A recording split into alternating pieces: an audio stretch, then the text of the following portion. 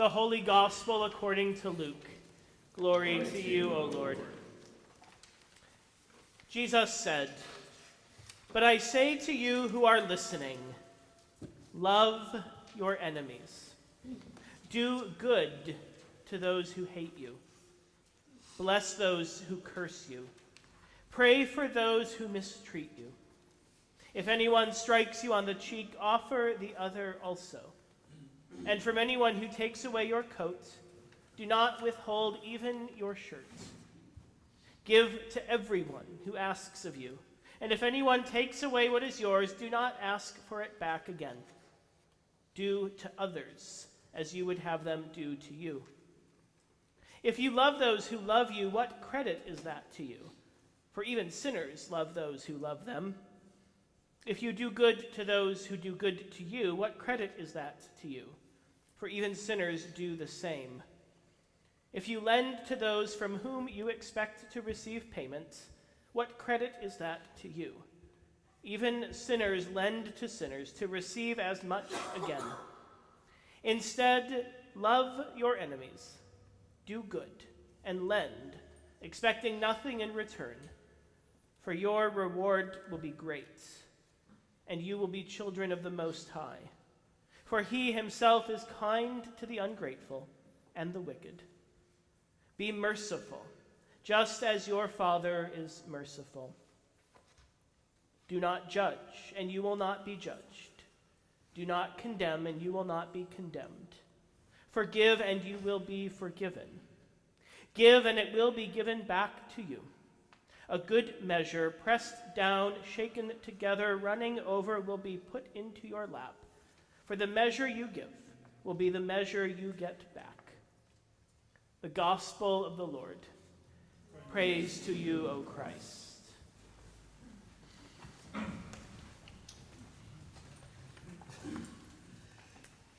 Probably no admonition of Jesus has been more difficult to follow than the command to love your enemies. Some people have sincerely felt that its actual practice is not possible.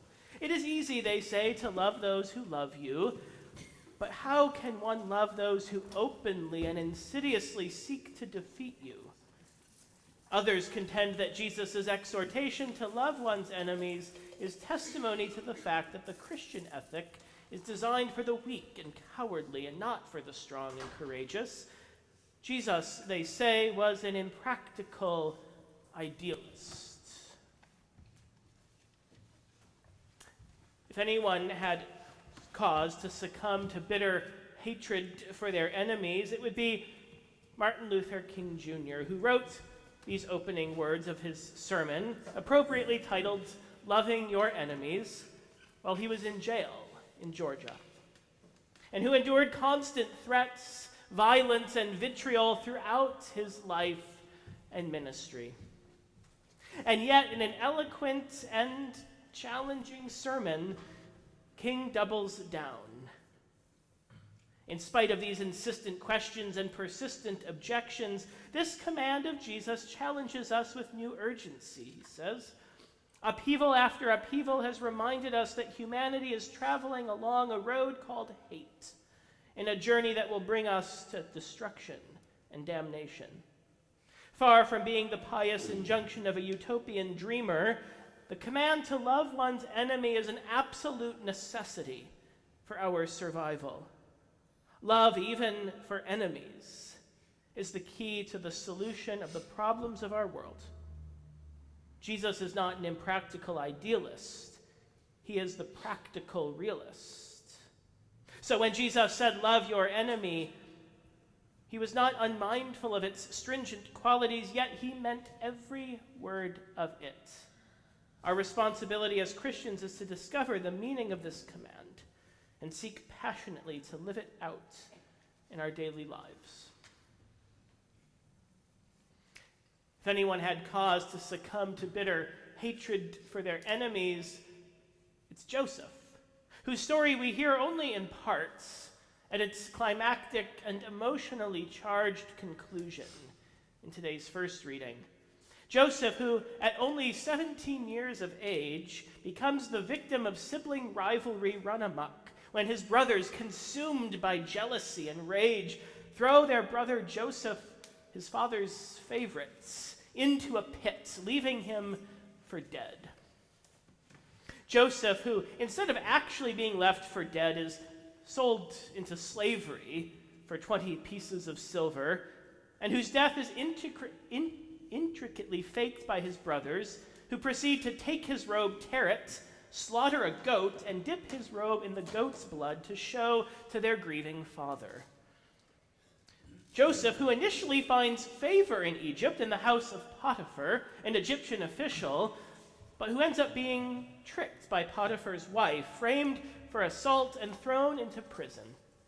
Joseph, whose knack for interpreting dreams finally pays off when he is able to interpret none other than Pharaoh's dreams, predicting 7 years of plenty and 7 years of famine in Egypt, and who now, 30 years old, is set up by Pharaoh as his second in command, to be the overseer of a large-scale endeavor to take advantage of these 7 years of plenty in order to ensure Egypt's survival and even prosperity in the 7 years of famine to come. Joseph, now in a position of great privilege and immense political power, when the famine sets in 7 years later and word of Egypt's prosperity spreads even to Canaan, when his brothers come to Egypt to bring back food for their family, and when Joseph finally has his opportunity for retribution and to use his position of privilege and power to exact revenge. Joseph, who knows exactly who they are, even though they don't recognize him, who has had 22 long years to think and stew, and who organizes an intricate plan of his own to reunite all of his brothers, even Benjamin, his father's second favorite, who initially stayed behind for good reason. Joseph, who now has all of his brothers at his mercy, shows mercy. How do we love our enemies?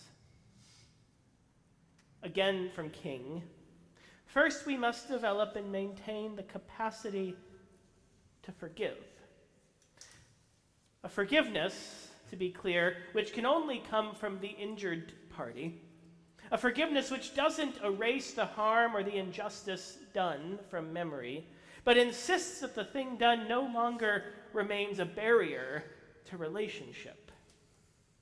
Joseph, so moved to the brink of emotional collapse, and whose weeping is so loud that the entire household of Pharaoh can hear it, finally reveals himself to his brothers in what can only be described as an act of mercy, an act of forgiveness, an act of love, and ultimately an act of reconciliation as the entire family, their father included, reunites and settles in Egypt.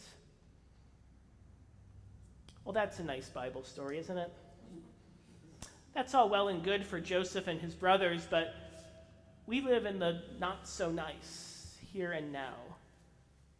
Is this story and Jesus' imperative to love your enemies really meant for us?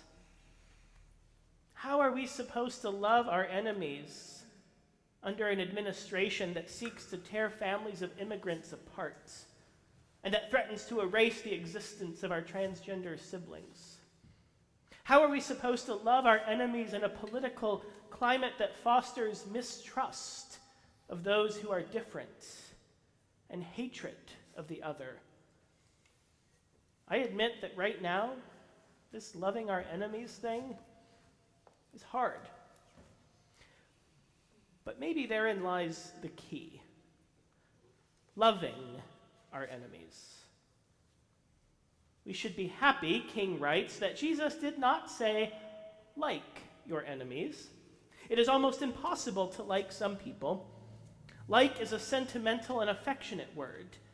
How can we be affectionate toward a person whose avowed aim is to crush our very being and place innumerable stumbling blocks in our path? How can we like a person who is threatening our children and bombing our homes? That is impossible. But Jesus recognized that love is greater than like. This is not eros, a kind of romantic love, nor is it philia, a reciprocal affection between friends or acquaintances. This is agape, the love of God operating in the human heart. We don't have to like our enemies to love them. We don't even have to love our enemies to love them like that. We love our enemies because God first loved us and loves us deeply. We love our enemies because God is love, because this love is from God and for all people, without restriction and beyond our comprehension. To be perfectly clear, this does not mean making peace or being complicit with evil. Nor does it mean abandoning our baptismal calling to strive for justice and peace in all the earth. Loving our enemies does not mean ignoring the harm or the injustice that they cause.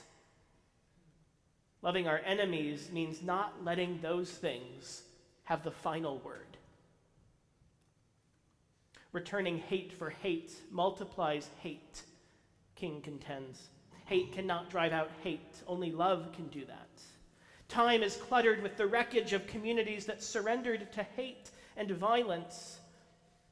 For the salvation of our nation and the salvation of humankind, we must follow another way. Love your enemies.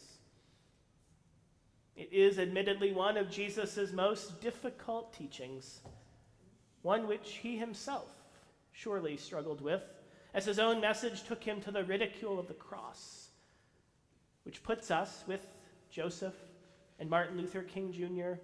in good company. And yet Jesus knew exactly what he was saying and meant every word of it. Love your enemies. Love, because hatred gets us nowhere worth going. Love, because it has the power to save us.